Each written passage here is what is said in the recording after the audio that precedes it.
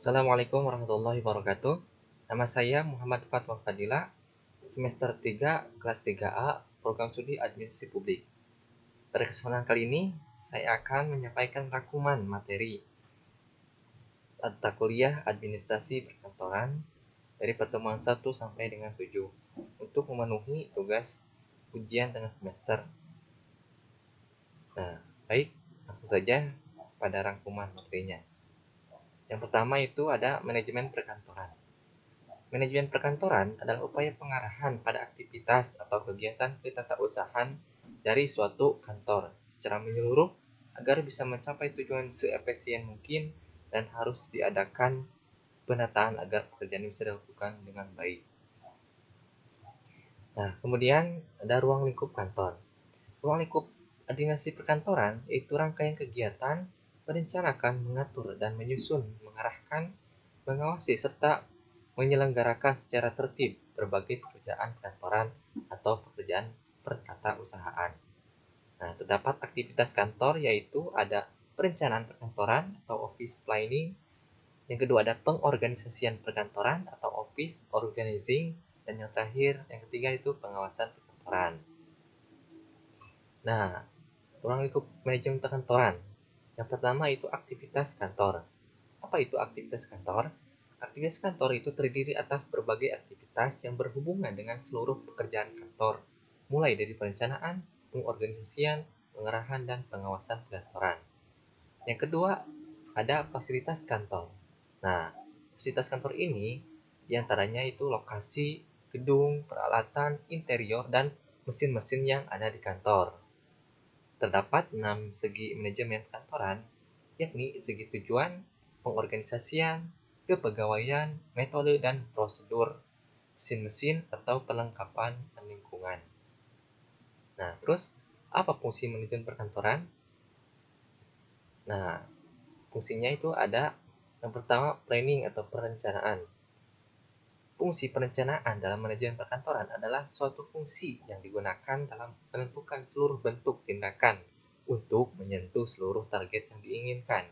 Jadi, dalam fungsi perencanaan ini, seorang manajer wajib memikirkan apa saja pekerjaan yang akan dikerjakan dengan berbagai sumber daya yang telah dimiliki. Kemudian ada organizing atau pengorganisasian.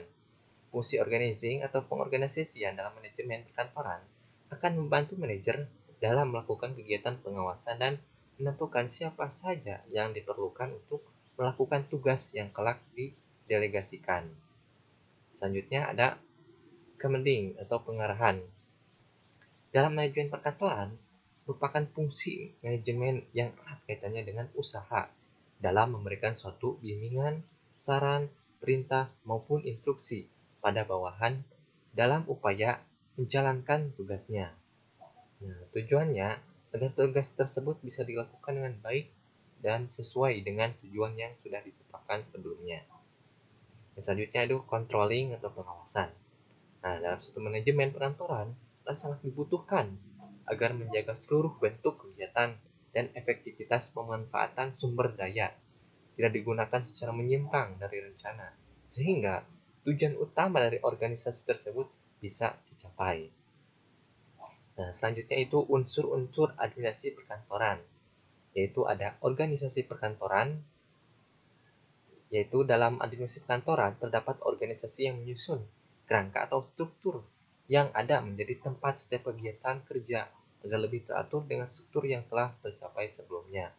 Contohnya, seorang bendahara mengatur keuangan atau seorang ketua divisi memimpin bagiannya.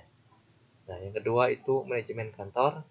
Manajemen adalah seorang yang mengatur dan menggerakkan karyawan agar dapat bekerja dengan baik dan mencapai target yang telah diberikan oleh pemimpin perusahaan. Yang ketiga yaitu pegawai kantor.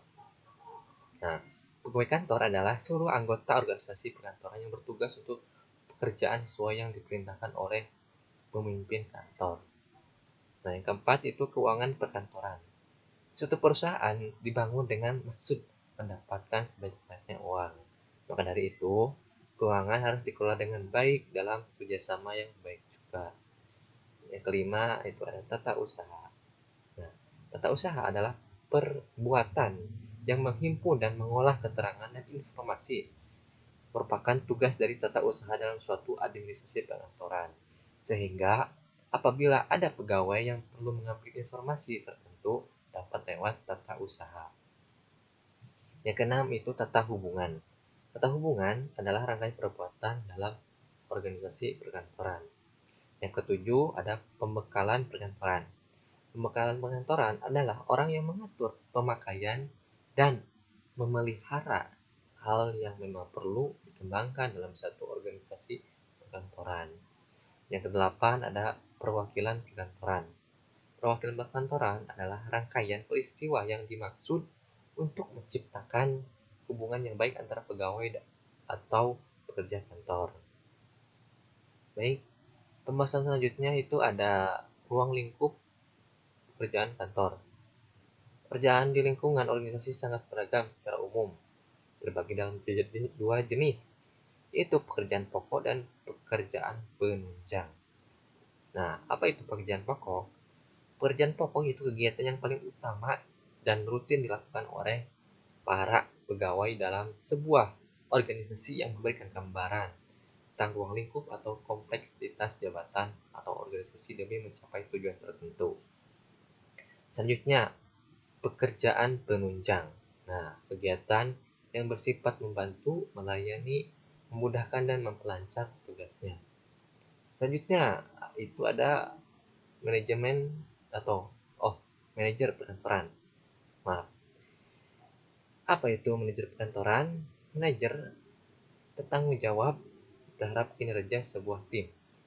Dalam sebuah perusahaan, tugas manajer yang paling pokok adalah memimpin, mengarahkan, dan mengawasi staf untuk bekerja sama mencapai tujuan organisasi. Sebagai pemimpin atau atasan langsung dari karyawan, manajer bertanggung jawab terhadap kinerja sebuah tim. Dalam setiap perusahaan, tugas manajer yang paling pokok adalah memimpin, mengarahkan, dan menguasai staf untuk bekerja sama mencapai tujuan organisasi. Ya, begitu. Kemudian ada perencanaan sistem perkantoran. Nah, perencanaan adalah penggambaran dan perumusan kegiatan-kegiatan yang diusulkan dimaksud untuk mencapai hasil-hasil tertentu. Kemudian asas-asas umum perencanaan sistem perkantoran. Sistem perkantoran yang baik mempunyai suatu arus kerja yang lancar tanpa terjadi hambatan-hambatan.